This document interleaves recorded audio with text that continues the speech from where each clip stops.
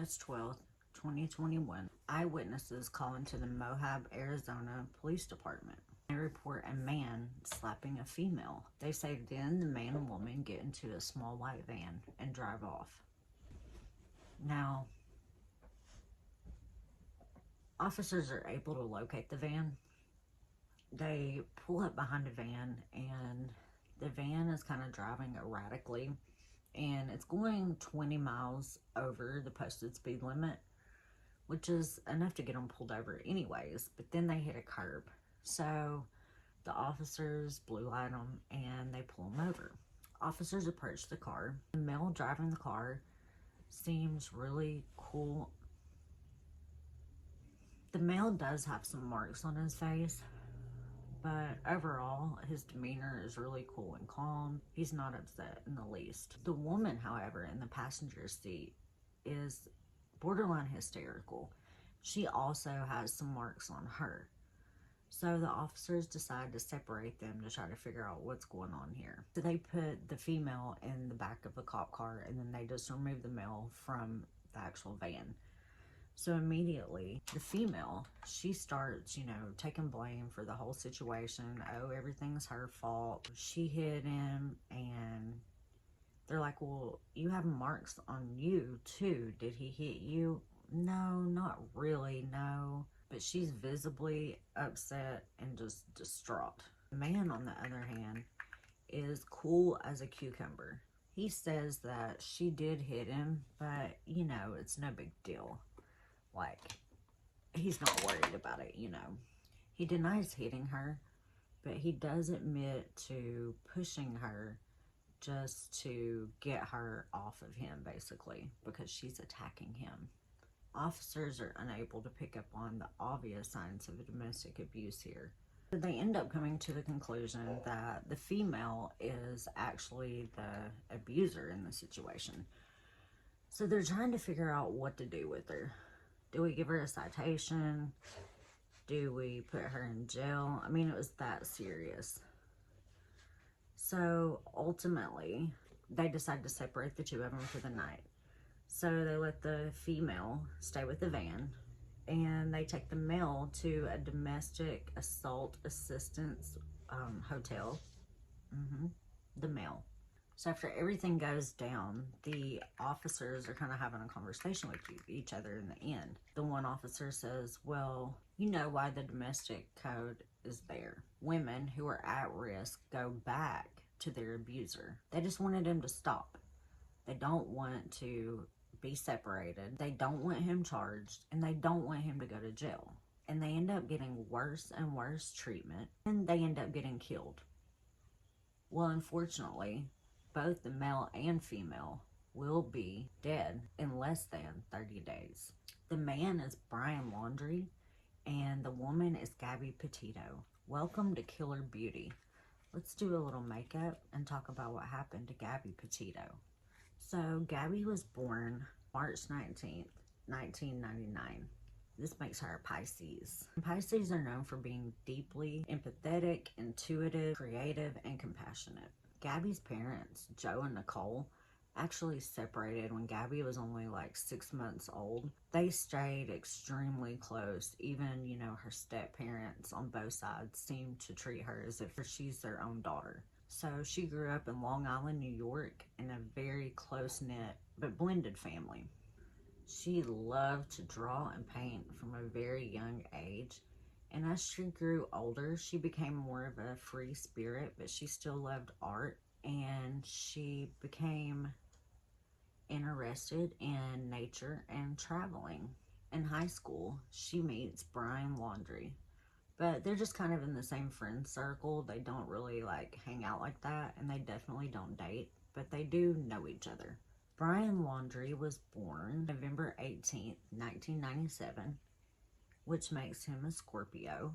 Scorpios can be described as intense, determined, and passionate. But Brian was described as a loner with 0 friends.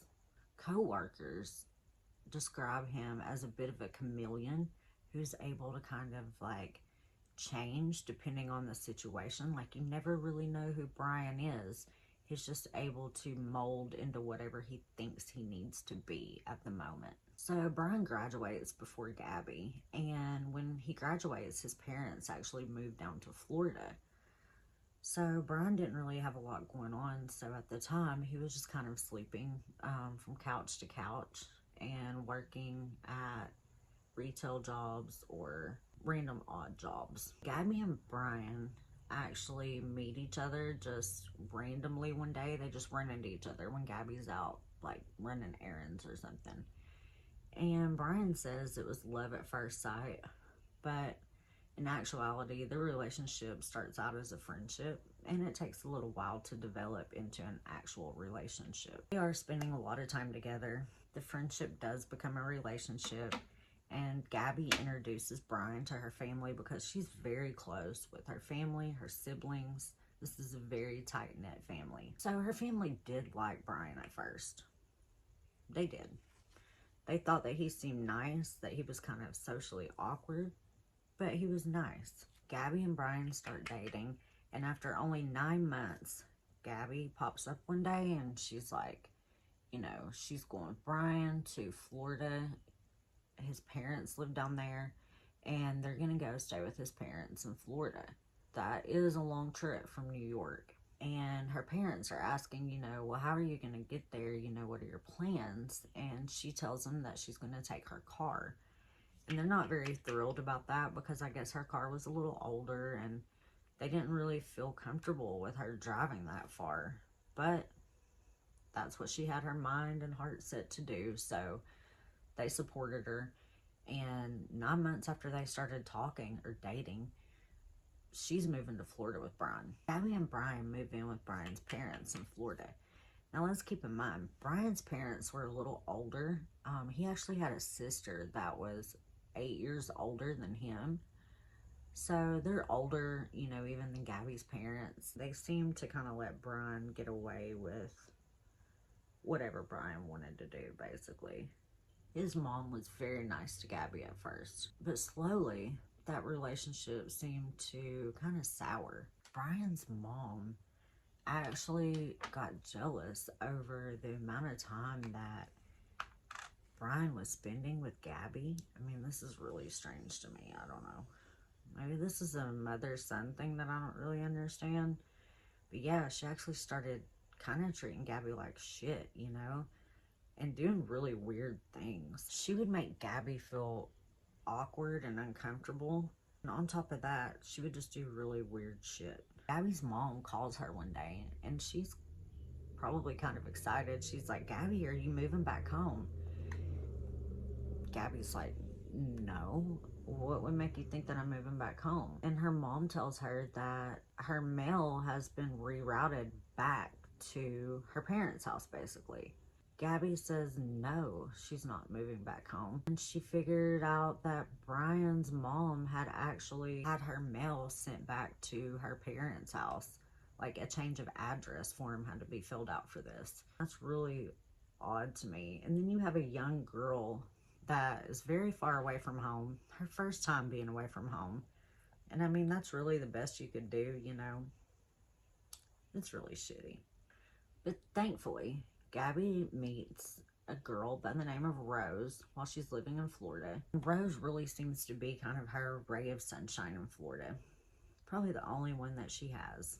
And Rose, of course, meets Brian, and she says that Brian does seem really nice at first, but that she quickly finds out that he is very controlling and manipulative to Gabby. It doesn't take her long to see this, right? In person, you know, he plays really nice, but then when it's just him and Gabby, he's doing all this crazy shit to her and manipulating her and controlling her. Rose actually recounts an instance where her and Gabby are supposed to be going line dancing, and Brian takes Gabby's ID, hoping to prevent her from going line dancing. He would do shit like that to Gabby. And then, supposedly, he would shower her with gifts to receive her forgiveness. Gabby actually keeps a journal, frequently writes how lucky she is to have Brian and how she just doesn't deserve him. It really sounds like somebody who is at the very least being mentally abused. It's so sad to see it, you know, that that's where her mindset was whenever it was clearly the other way around. Gabby is described as a very strong person, so it shocks a lot of people, you know, like they didn't think that she would ever be in this situation or put up with that shit or whatever. But as women, we do fall into that a lot because we are prone to putting other people's needs before ours, even when it's a dangerous or bad situation. Even though the relationship is clearly not going anywhere good, Brian proposes to Gabby on a camping trip that they take together. Now, he doesn't have a ring or anything, but he's determined to get Gabby to marry him. She does say yes. Her parents actually find out about the proposal and the engagement via Brian's parents' Facebook. This tripped her parents out a little bit, of course. It actually pissed her dad off a little bit because dad's like, you know, he would have liked for Brian to have asked him to have his daughter's hand in marriage, which I get that. Maybe they would have been a little more supportive if he had involved them a little bit. I don't know. In the meantime, Gabby decides that she wants to explore van life. This is becoming like a big thing on YouTube and social media. This, you know, this is right up her alley. She's into nature. She's into travel. She's got this boho vibe going on. You know, I mean, I can see it. It fits her. So she decides that she's going to buy a van and convert it into like a living space. And she's going to document her journey and the places that she goes and what van life is all about. And she's going to make that her job. She's going to post this on social media and YouTube. So Gabby is putting in the work. She's doubling down on her hours at Taco Bell. And she's going to pay for this. Nothing's going to stop her. Brian, of course, gets jealous, starts fights all the time because Gabby's spending too much time at work. Okay, Brian, it's all about you. Like, dude, you know what's going on here. You know what the plan is. What is your deal? So he even calls her mom and tries to tell her mom that she's hanging around a bunch of shady people and that he's really worried about her. It actually really worries her mom because she's all the way across the country, essentially, and she's, like, freaking out a little bit about it. I mean, what kind of psychopath calls somebody's parents and lies about that anyways? So not only that, but he would tell Gabby that, like, she was less than because she was working at Taco Bell and, like, belittle her for working in fast food. And that's just a total piece of shit. Why does he have all this free time? You know, I thought that he was supposed to be her fiance and he's supposed to be helping her with this. And what is going on? He would just apologize and be like, I'm just scared of losing you. What a loser. And then he would say that he missed her because she's working all the time. I mean, grow up. I mean, what the hell is he doing? Is he not working? Gabby actually writes Brian a note and says, I was sorry to laugh. It is kind of funny to me. Brian, you know I love you. Please stop crying and calling me names. It's not funny, but it's like, dude, you're a big fucking baby. Like, get over yourself. It does sort of seem like Gabby was starting to see the light. And even her friend Rose said that Gabby was starting to come to the realization that the nice guy thing, that's not who Brian really is. But one day, they're just up and gone. They're off on their journey. I don't know if she felt like she was in too deep, like she had invested too much with him or couldn't walk away at the time. Detachment is a motherfucker. The first thing they do is drive up and they visit her mom. Her mom gives them some money and gives Brian the instructions to take care of Gabby and don't let anything happen to her. Well, we know he didn't do that. So the isolation with Brian, it basically begins. They're making their way across the country. Gabby is documenting all of this. There's videos, pictures. She's basically just creating video content that shows everyday life in the van. She has this van decorated like something you would see on Pinterest. It is so freaking cute. It's like everything has its own little cubby and place. They essentially built that van together, so that was a huge accomplishment. On her social media and YouTube videos, you know, everything looks really romantic. I mean, who wouldn't want to go on a trip like that with someone that you love. In actuality, things are way less romanticized than what she's actually showing. Gabby is committed to making this her full-time job, but Brian really, he just thinks it's stupid. Well, then why did you go, Brian? Just to have her all to yourself? On unedited footage, you can actually see the tensions are pretty high.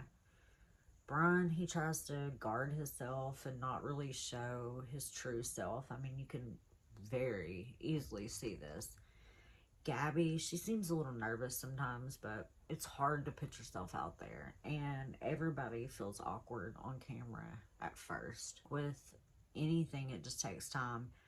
But with him, he just really was always like, okay, let me watch what I say, watch what I do, you know. So you never really saw him do anything. It was just his oddness. 41 days into the trip, things are at a boiling point between Gabby and Brian. And this is when the Moab incident takes place. Gabby is upset because the van is a fucking mess. Aesthetics are a part of what she's showing here, so I completely understand, you know, why she's pissed and frustrated. She doesn't want to show the van in a mess. I get it. But this is when the eyewitness calls in and says that Brian actually slapped her. When officers pull them over, we get a glimpse into the back of the van, and it is in a complete state of disarray. It's bad. It's a clusterfuck. It looks nothing like the Pinterest perfect image we saw in the beginning. Police do separate them for the night, but they do get back together. Right after that, of course, they reunite. But Brian, shortly thereafter, has to return home for 4 or 5 days to empty out a storage unit.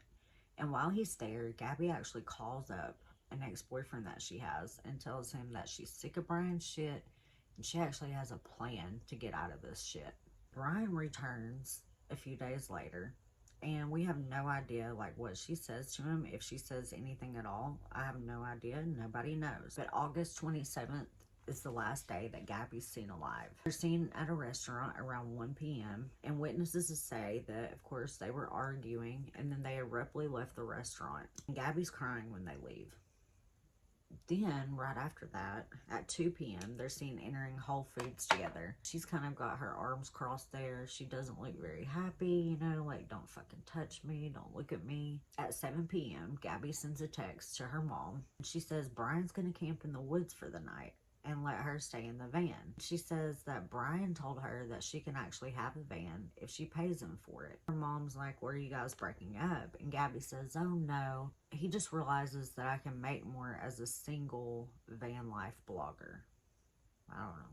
That doesn't make a whole lot of sense to me, but okay. Then at 8:30 p.m., she's moving files on her computer. After that, nothing. On August 29th, though, her mom receives a message and asks her to help Stan out with something. And she's like, that's weird because Stan's her grandpa and she always called him grandpa. Later, they figured that this is probably Brian sending messages from Gabby's phone. From that point on, there's nothing. Brian, however, calls his mom from his campsite, which is away from where Gabby's staying, and stays on the phone with her for about an hour. After they hang up, his father immediately calls a lawyer.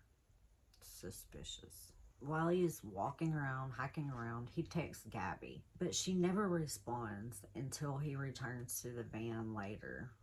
The police think that that was probably him using Gabby's phone to respond to himself. Clever. So he's actually picked up by 2 different people to be taken to the campsite to meet Gabby. When he returns to the van is when he starts receiving text messages back from Gabby, which makes no sense, right? Brian leaves the campsite. He takes Gabby's phone. He transfers $700 from Gabby's Zelle to his. Then he sends a text from Gabby's phone to his saying, "Goodbye, Brian. I'll never ask you for anything again." Boy, he thinks he's clever, doesn't he? So her mom was trying not to overreact during all this and give Gabby, you know, her space and freedom. But after, you know, several days, she started to really get concerned, so she called Brian's parents. No answer. She texted them. They blocked her. Gabby's dad tries. Same thing, right? So he sends him a message and says, you know, I'm calling the cops. And nothing. So the police go to the Laundrie's home in Florida. Guess who's there? Brian's there. with the van. They're like, where's Gabby? And the parents don't really tell them much other than they said Brian told them that they got into a fight and he came on back home. They have no idea where Gabby is, and they say that if they want to know anything else, they need to contact their lawyer. The police are like, you're a parent yourself, and this is his fiance. Are you not concerned? Talk to our lawyer. That was it. They take the van because, come to find out, Brian has nothing on the van. You know, it's all in Gabby's name. Brian had been home since September 1st, and the family starts posting stuff all over social media, you know, trying to find out what happened to Gabby. Has anybody seen her? Had anybody seen the van?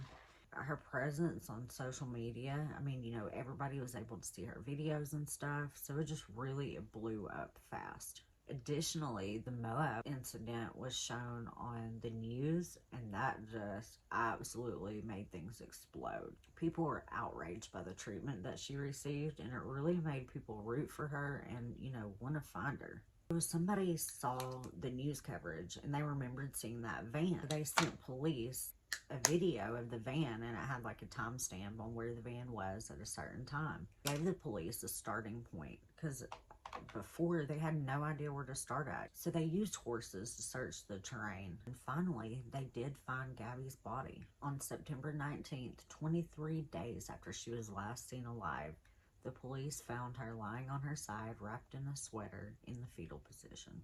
Her cause of death was found to be blunt force trauma and manual strangulation. Her stepdad said it best. She was left there like a piece of trash by someone who was supposed to love her. While all this has been going on, Brian has actually been MIA. So before, there was no body, no crime, but he suddenly disappeared. It's like, well, why did you disappear when, you know, there's no body or anything? I think all the media attention made Brian really nervous, and the police get a welfare check at the Laundrie home. And come to find out, Brian's been missing for like 3 days. In the home, they find a letter that says burn after reading from his mother to Brian. It says that she'll always love him and yada yada yada. But there are a couple disturbing things in the letter. She says, if you ever need to dispose of a body, I'll show up with a shovel and garbage bags. If you're in jail, I'll bake you a cake with a file in it. So, I mean, those things were kind of odd. Every detail, you know, is being released real time to the press. Since they found Gabby's body, an arrest warrant was issued for Brian, but he's still MIA. There's over 4,000 tips generated just to the FBI alone. Dog the bounty hunter even joins in the search, just to tell you, you know, how crazy it was. They were searching a 20,000 acre park. There was a lot of rain. It was just a lot of obstacles in their way. And they knew Brian was there because apparently his car had been left there. Dogs were actually picking up on his scent, but they were being attacked by gators. The park got shut down, and it was set to reopen on October 20th. This is because of the rain. So his parents decided they're going to go out there on that day because they know all the spots Brian likes to go to, and they think that they'll be able to help find him. Sure enough, they go out there and they're able to locate him pretty quickly. They found him deceased from a self-inflicted gunshot wound, and he had basically left behind a note saying that Gabby had injured herself and that he had performed a mercy kill. Even in death, he can't take responsibility for what he did. I'm sure that we'd all like to see him face justice, but that's just not going to happen. Him taking his life prevented us from ever finding out all the details, which really sucks. That combined with the lack of police intervention when they could have really helped save her life, it really makes this a shitty story. Thank you for watching and stay safe out there. Goodbye.